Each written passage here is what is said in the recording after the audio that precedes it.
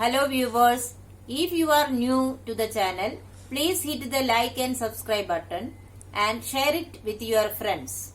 Also, click on the bell icon so that you get the latest information about the videos that are uploaded. Hello students, welcome back to the new video. In this video, we are going to start chapter number 18, Wastewater Management. In today's session, we will discuss about sources of wastewater and sewage system. We use water for a variety of purposes at home, in industries, for agriculture and so on. This used water becomes dirty and unfit for any use and is called wastewater or sewage. So, let us see what is wastewater or sewage. It is the water that is used for various purposes at home, industries, agriculture and becomes dirty and unfit for use. This used water is called wastewater or sewage. Let us see what are the sources of wastewater. Wastewater or sewage contain suspended impurities. These impurities are called contaminants. Wastewater is released from various sources. First one, wastewater from homes in rural and urban areas contain human waste that contaminates water with germs. Other substances present in wastewater are soap, detergent, food waste, cleaning agents, oils, paints, paper and so on. So, wastewater from homes contains various waste materials like human excreta, soap, detergent, food waste, cleaning agents, etc. etc. Number 2. Industries are the major sources of wastewater and cause of water pollution.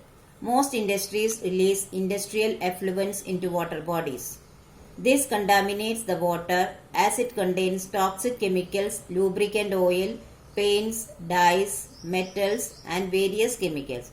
So, the effluents from the industries which contain toxic chemicals, lubricant oil, paints, dyes, etc. are one of the major sources of water pollution.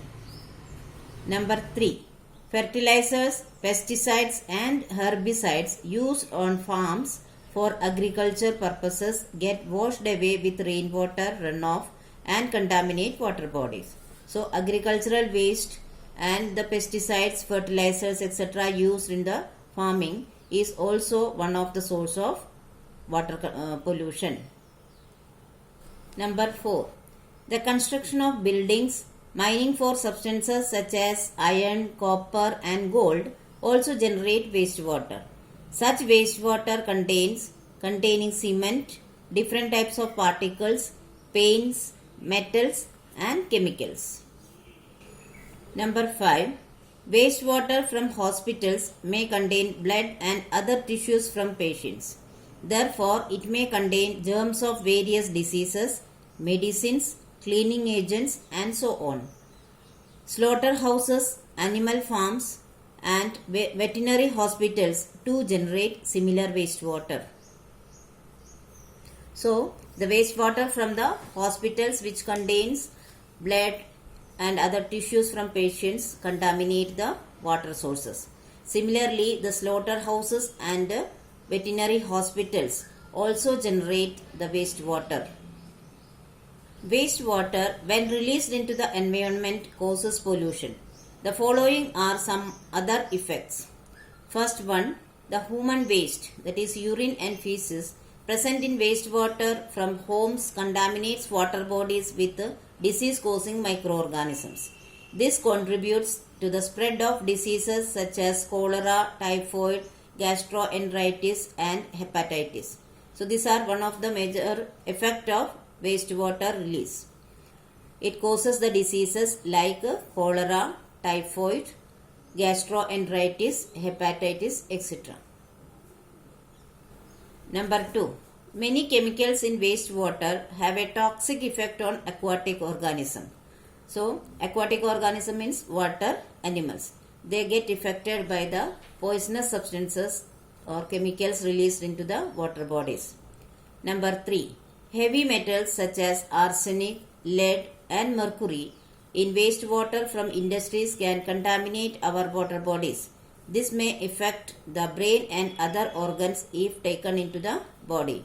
So the heavy metals which is released from the industries like lead, mercury and arsenic causes very different problems to the organisms.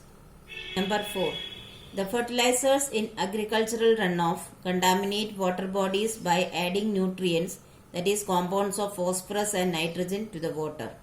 This increase in nutrients is called eutrophication, and it encourages the excessive growth of algae, causing algal bloom. The algae use up the dissolved oxygen present in the water and therefore deplete the amount of oxygen present in the water, causing death of various organisms. So, the different fertilizers from the agricultural runoff causes eutrophication. What is eutrophication? The excess amount of nutrients such as phosphorus and nitrogen added into the water cause the growth of algae. That is, excessive growth of algae is caused, which will use up the dissolved oxygen present in the water. Therefore, the amount of oxygen present in the water decreases and cause the death of various organisms. Now we will discuss about domestic sewage. Domestic or sanitary sewage is released from homes, hospitals, offices, small industries and other places. It also includes rainwater runoff that flows into storm drains. Most domestic sewage is water along with dissolved and suspended impurities. In cities, this is known as the municipal sewage or municipal wastewater. Here is a table that shows the different contaminants in municipal sewage and their effects. Sewage system. In most houses and buildings, there are two pipelines. One pipeline brings fresh and clean water into our house and the other carries sewage away from our houses. A network of pipes called sewers transports sewage away from houses, offices and other buildings for treatment and disposal. This forms the sewage system. So you must have seen in our house and other buildings there are two pipelines. One pipeline brings the fresh water and the other one carries away the wastewater, that is sewage, from our houses and other buildings.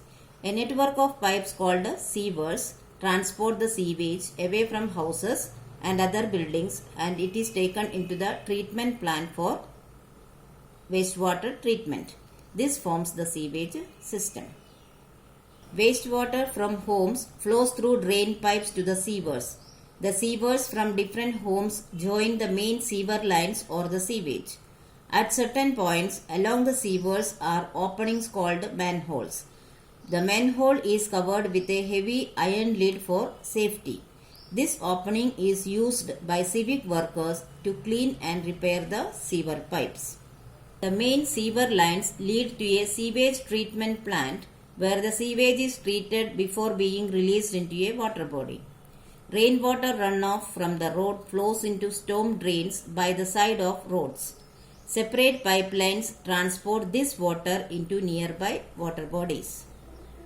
So students, I hope you have understood the topics very well. But still, if you have any doubt, you can write in the comment section. I will surely try to solve it as early as possible. Here are some review questions. Please solve it in your notebook. Thank you.